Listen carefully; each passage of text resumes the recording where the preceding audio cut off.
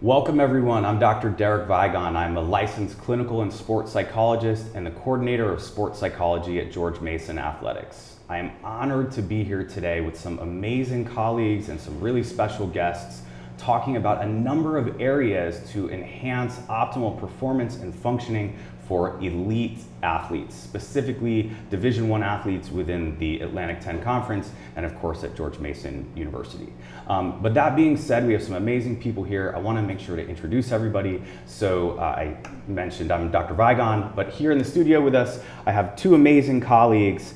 Our Director of Strength and Conditioning, Corey Dulac-Ziegler, and our Associate Director of Strength and Conditioning, Faith Brown. Welcome. Thank you. Thank you. Thanks for having us. If you guys want to touch on briefly the areas that you cover and what we're working with today. Yeah, like Dr. Vigon said, I'm the Director of Strength and Conditioning. I work with women's lacrosse, wrestling, and softball. Yep, I'm the Associate Director of Strength and Conditioning, and I work with women's basketball and women's volleyball.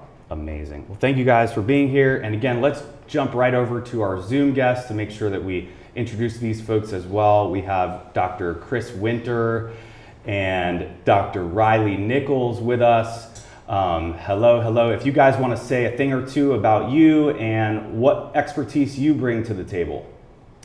Yes, I'm Dr. Chris Winter. I'm a neurologist and sleep specialist. I work with about 30 professional sports organizations and host a podcast called Sleep Unplugged. So if this interview makes you feel like you need more information about sleep, there's plenty of good free information out there. Amazing. Thank you for being with us, Dr. Winter.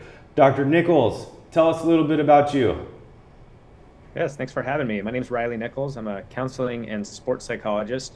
I'm the founder of Mind Body Endurance, whereby we provide sports psychology, mental health, and sports nutrition services to athletes at all skill levels. Amazing. Thank you so much for being here with us, Dr. Nichols.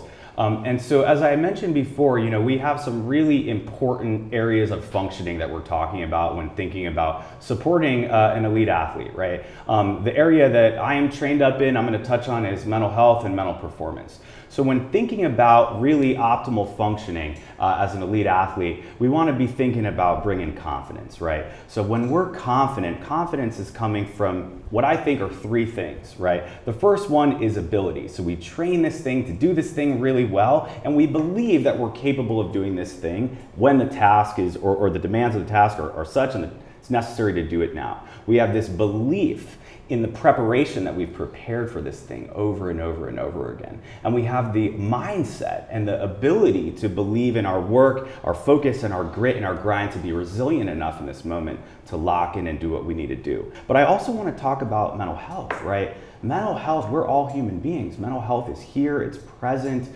particularly coming out of the pandemic. It's really significant, whether that be anxiety or depression. Of course, we're always wanting to try to prevent suicide. We're trying to give as much information to our student athletes, to our athletic departments, to our coaching staffs, as much training in mental health awareness and signs and symptoms as we can to make a referral to a licensed mental health professional. And in fact, there are all of these licensed mental health professionals accessible to any NCAA participating institution, whether that be on campus or in the community or embedded in athletics. Also kind of think through, again, right, arousal control. When we're out there performing, we have to be regulating our breathing. We have to be regulating our arousal so that our performance can be in a kind of not too high where we're too tense, or not too low where we're kind of like too out of it, just in this medium to medium high level of focus, control, effort, energy output, right, and full belief. And so I think the combination of positive self-talk, kinesthetic imagery, the tactical component that's coming from your coach or your performance coach, a person there that's instructing you, past successful performance outcomes and mindful breathing, data on those areas is going to bring you hopefully a pretty good performance. That being said, folks in the studio, what do you think about what we've been talking about here? Give me some feedback. Yeah, that's right on the dot there. Just like in the weight room, when we look at things, we want to look at the holistic approach of everything. We want to be strong. We want to be in good shape. We want to be fast. We want to be agile. We got to touch on so many different components of the athletic ability so that the athlete can perform at its best. Yeah, I think also in the weight room, we utilize a lot of the mental strategies you were talking about. When I met with basketball for their first team meeting back, the first thing I told them was in the weight room, we're going to build confidence. And they're going to see girls doing a lot of weight or doing crazy stuff. And they're like, wow, I can't do that as a freshman. And then over time, each session, we gradually build their confidence. And then we try to make that connection to the sport. So then we get on the court, athletes may be returning from injury. They have the confidence that they can actually perform the movement that they need to do, or, they have the ability to do the skill that they need to do. So, yeah, I think our areas have a ton of overlap. Yes, I think in fact all of the areas that we're covering today have a ton of overlap. I'm thinking too, right? And Dr. Winter can chime in here, but tell me about sleep. What if we're not sleeping? Why is sleep important? Sleep's essential. It's interesting. There's no such thing as not sleeping. That doesn't really exist in nature. Now, you can stay up all night, so maybe in a given night you decided or had some difficulty sleeping, but this idea that there are individuals out there that we need to create in them an ability to sleep really is not the way that works. If you're a human, you're going to spend about a minimum of 6 hours for every 24 you're on this planet sleeping, and there's nothing you can do about it. I want to go back and talk more about what you were saying within the sports performance realm. I always feel like I'm sort of the poor person's sports performance person, because sleep is a performance act, isn't it? It relies upon belief. It relies and is foundational to arousal. If you're too aroused, like you said, you don't perform well in the basketball game, but you also don't perform well in bed trying to sleep, right? If you're too wound up about something. So we want people to be able to learn to think about sleep as a skill. It's something that you can get better at. It's something that can work for you instead of against you. If you believe yourself to be a good sleeper, you often manifest that in the bedroom. So, the one thing I would say to a young athlete about sleep is, it's something controllable. You can control your mental conditioning. You can control your nutrition. You can control what you do in the weight room. You can control your sleep. How much sleep do you time do you set aside to sleep every night?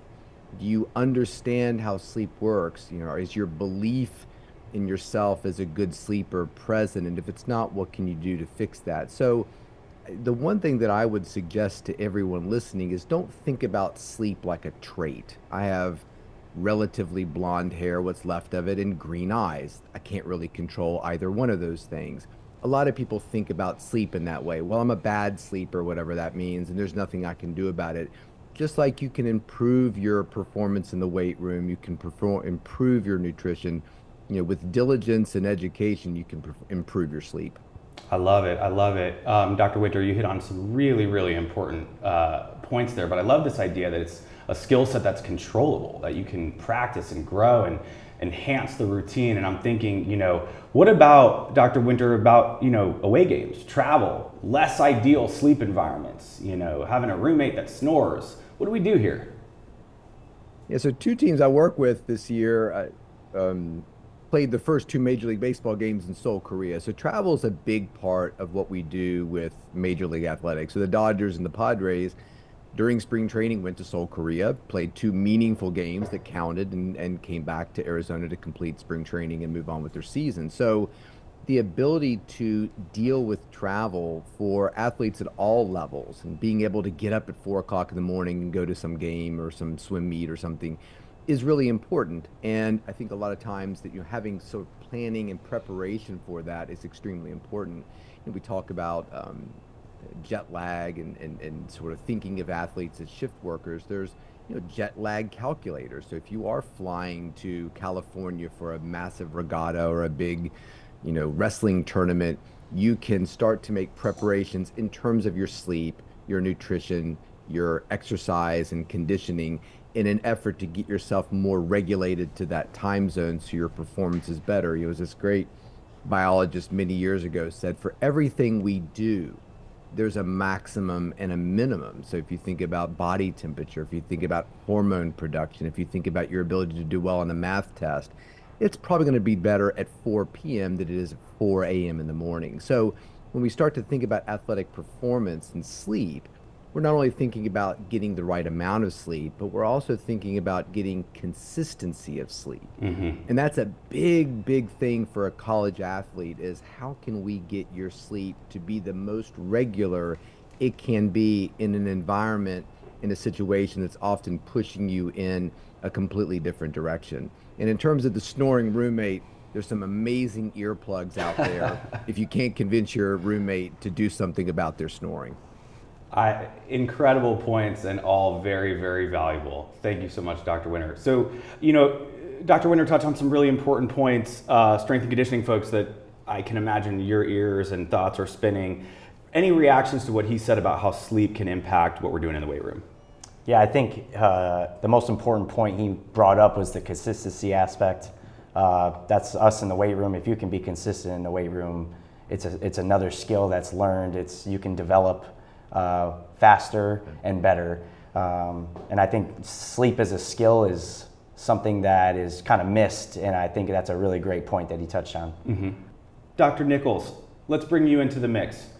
Here we are talking about sleep, talking about mental health and mental performance, talking about strength and conditioning, but we can't do any of this if we're underfueled, right? Tell me about what's going on here. Yes, I couldn't agree more. So low energy availability is the primary component of what's coined RED, so relative energy deficiency in sport, whereby essentially there's a mismatch between an athlete's nutritional energy intake and the energy expended during training and just daily functions of living.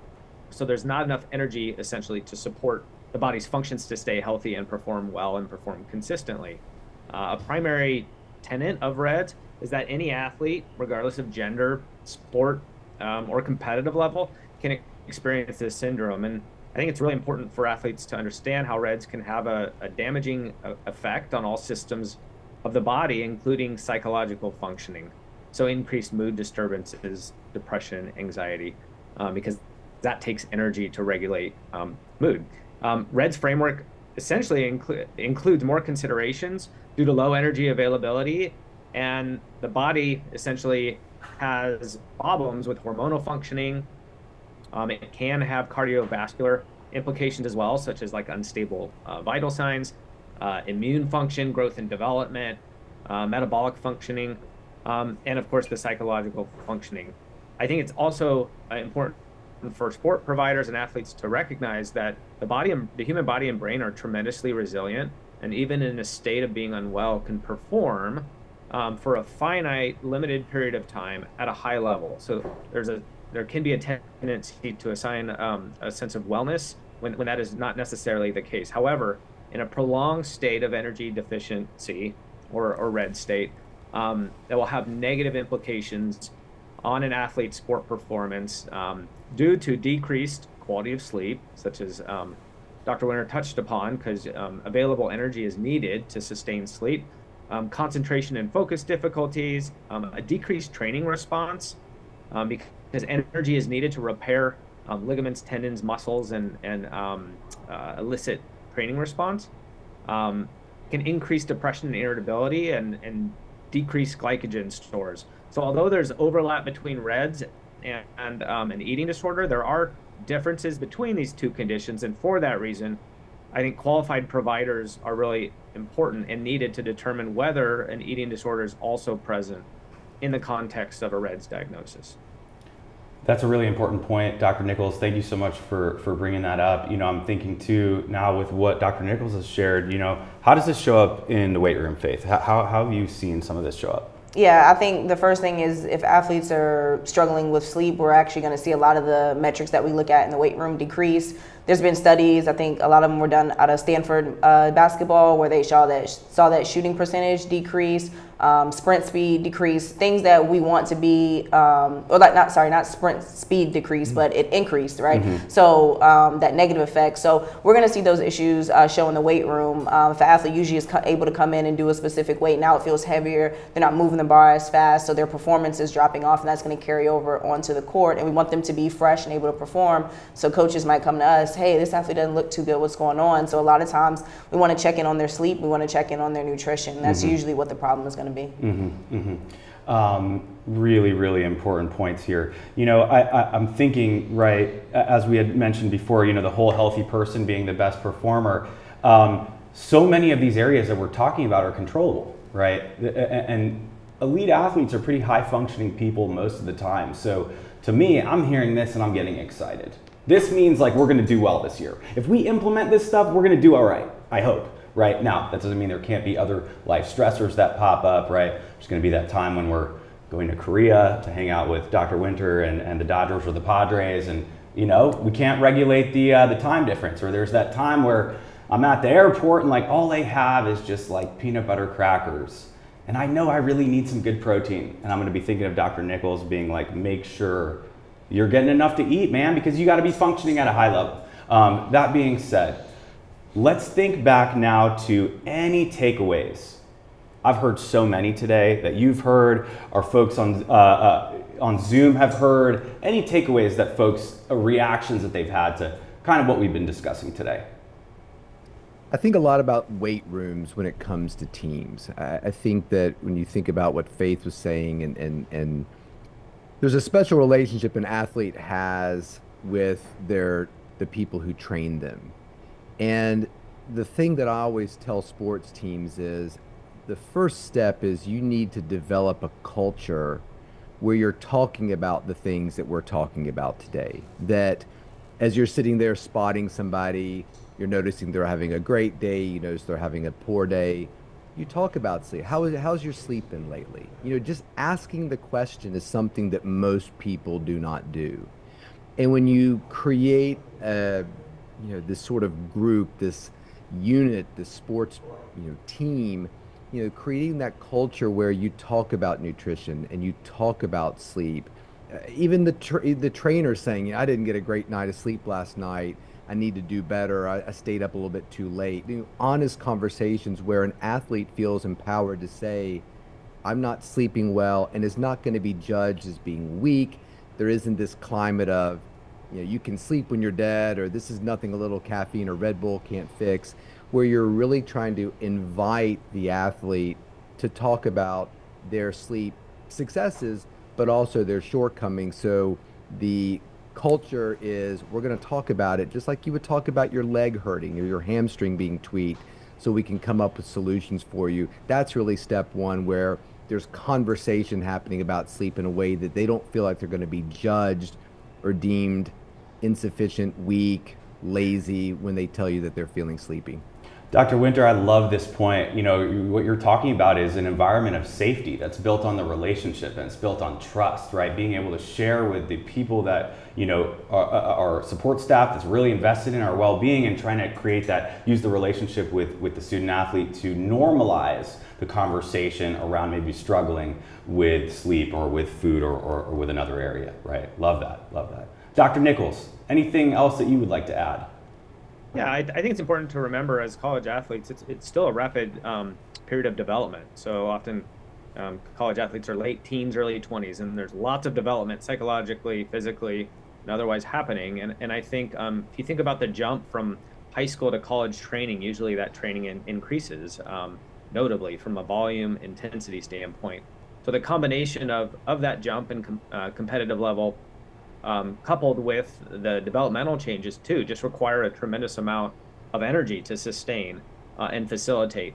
And oftentimes, athletes are really well-meaning, but sometimes a bit misguided, either from guidance they seek or hear, whether it's online or for their athletes. So I think it's just really important to connect with a qualified sport dietitian to really evaluate what are my energy needs and how can I best meet those consistently, right? Because I think that's the foundational kind of pillar for a lot of athletes, just well-being, mental health, but also consistent, sustained sport performance is that they're eating enough. The timing of that they're eating and what they're eating is important, but far less important than that they're eating enough consistently. And thankfully there's guidance that qualified providers can give. And I think the last thing I'll add is that if there is kind of an awareness that there's maybe a lack of freedom just in terms of food or food choices, a lack of freedom in terms of taking rest days that are needed, and just a lack of freedom with just in terms of how an athlete perceives their body, it's really, I think, important to get timely, targeted treatment from qualified providers as well to address these areas. Really, really important point. Thank you, Dr. Nichols. And so, as mentioned today, so many areas that are going to help performance overall for human beings. That's who we're talking about here, are human beings before athletes. So we're really thinking about a model for wellness, for optimal performance, okay? Like I said, it's been an absolute honor to be here. I really would like to thank our guests in the studio today for showing up like you always do to have my back here at Mason, and of course to our guests calling in, Dr. Chris Winter and Dr. Riley Nichols. Thank you so much for being here with us today, and hope you guys have a great rest of the day. Go Patriots.